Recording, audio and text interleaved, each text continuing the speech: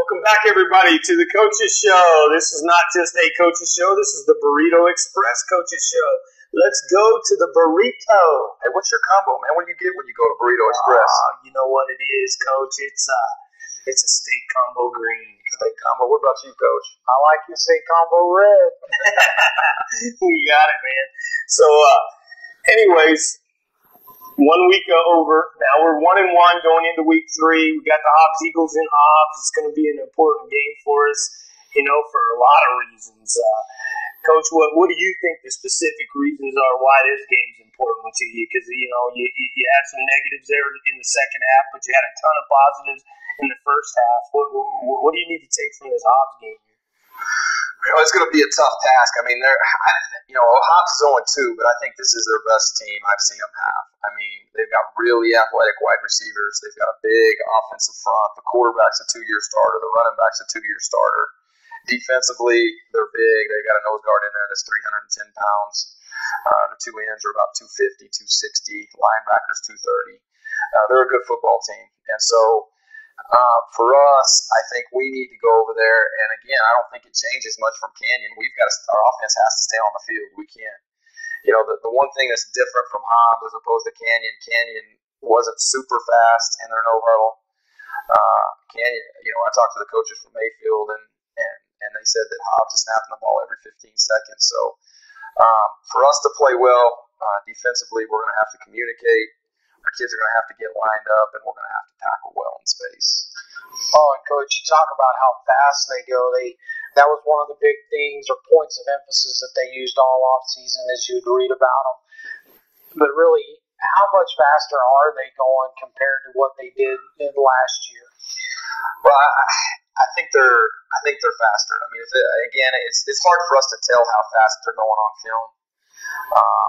But again, I talked to Coach Hennington down at Mayfield, and he said they're snapping it every 15 seconds, and he said it was the fastest no huddle that they had seen at Mayfield. So it's fast. So what kind of adjustment will you have to make defensively in order to make sure you guys get lined up correctly, get in the right defense, and those kinds of things? Well, I mean, when they're going that fast, it kind of takes the ball game out of the defensive coordinator's hands.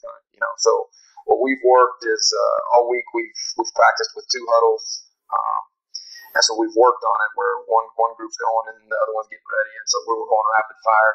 And what we've put on our kids is we're going to have to formation check things. I mean, they get into empty and they get into quads and they get into doubles and they get into trips, and so it's going to be important for us to recognize formations and then make sure that everybody's in the right defensive call against that. So we're going to put a lot of onus on our kids this week. I know how the NFL does it. About every play, someone's hurt. They're laying on the ground. We have that play in the book this week. The cramp? Yeah. The cramp.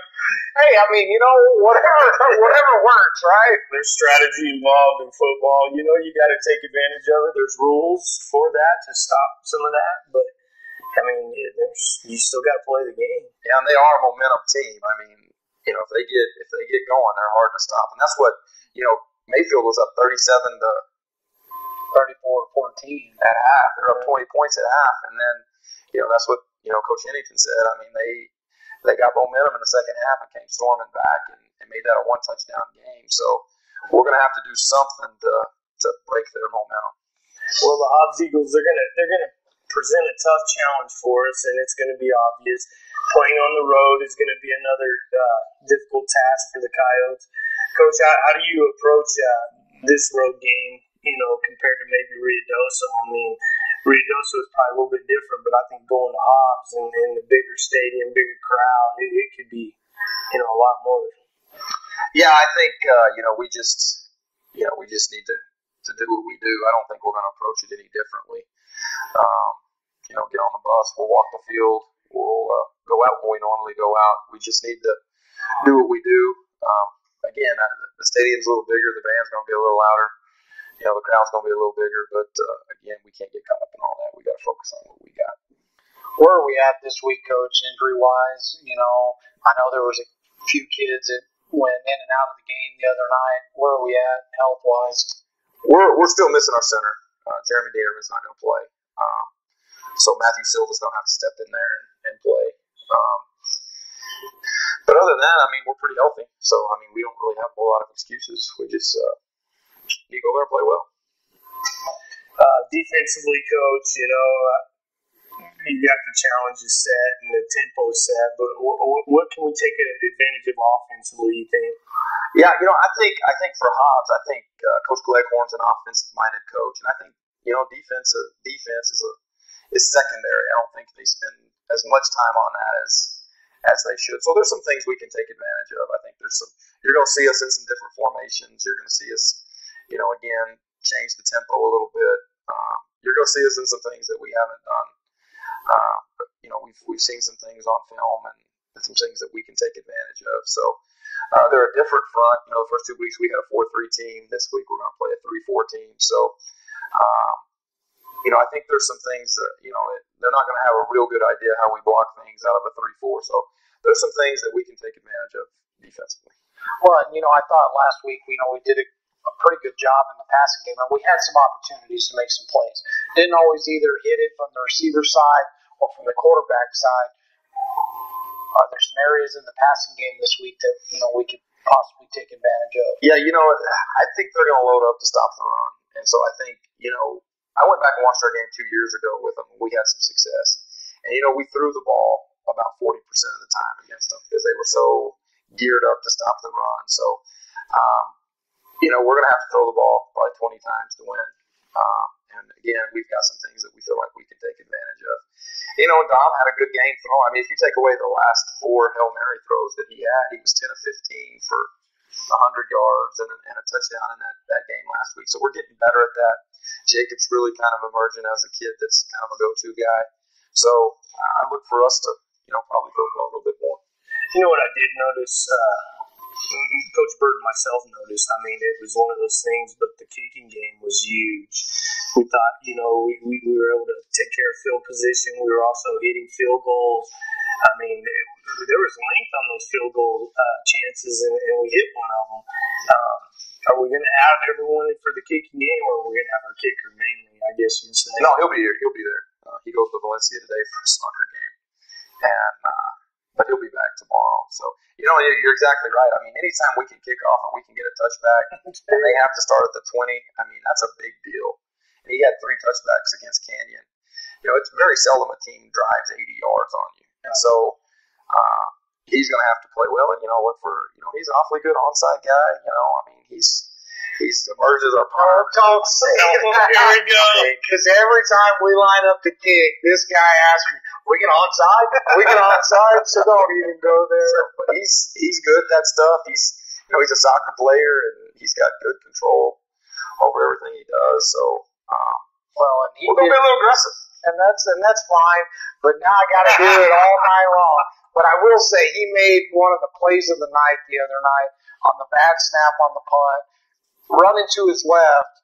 Most kids are not going to kick it with their left foot, and he was able to and got a pretty good boot off. Yeah, and see, that was the other thing. I mean, we had some bad snaps on our punt, but again, the center who went out, he's our starting deep snapper, so we had to put the backup in, and it's just kind of a chain reaction, when people go out. So yeah, but you're right, that was a great play.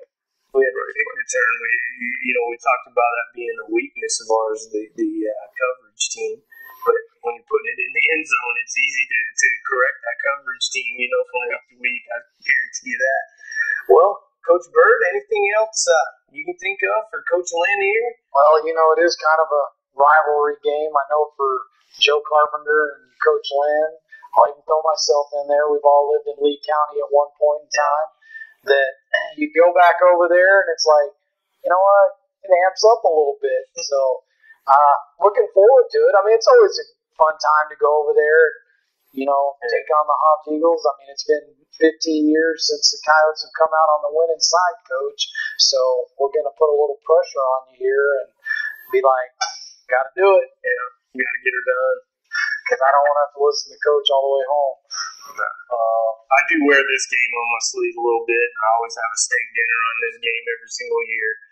And it's fun. It's fun. It's just bragging rights, and it's one of those things. And I know it's going to be a tough challenge for the Coyotes.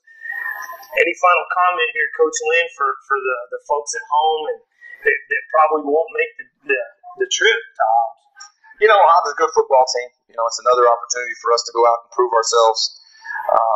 I think we had a good week of practice. I thought, our Wednesday practice was as good as we've had. It was so good that I sent them in a little early. So we had a good week of practice. I like the way our kids are working. I like the way our kids are communicating.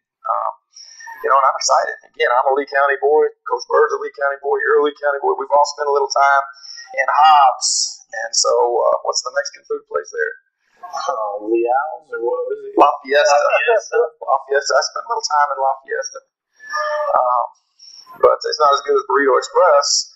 But no, Burrito Express is it's not even in the same category. No. But when you're in Hobbs, you got to do the best you can. You know what I'm saying? So, but no, I'm excited, and we'll see what happens. So, and again, we can see where we're at. Artesia beat Hobbs last week. And I think Artesia is probably the cream of the crop in 5A. So we're going to get to see exactly where we are in relation to Artesia. So I'm excited about it. Coach Bird, any final comment? I already gave you mine. You good to go? I'm good to go. Let's strap it on. Oh, no, we can't say that. Strap the helmet on. Shoulder pads. There you go. We can strap it on. You always got bad thoughts, man. We always get in trouble, so we do. Anyways, Kyle fans, come on out. If you can't get to Watson Memorial Stadium, you can hear Coach Bird and myself on the radio right here, 106.5. Roswell Talk FM, the new Roswell Talk FM. I guess they like to add the new in there, but we're excited about it. Hey, we got to say special thanks to this man over here. That's right. Well, Jeff, he's always getting us going, and then Mike Winter's also back in the studio. Just both. Yeah, we're disappointed in him. We'll be okay with him by tomorrow. Yeah, we'll get. We got nothing love for Jeff. We got all the love.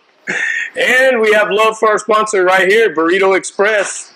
Let's go to the burrito. That's the little theme here on the cup. So, hey, we're just minutes away from kickoff. We're getting ready to have some fun.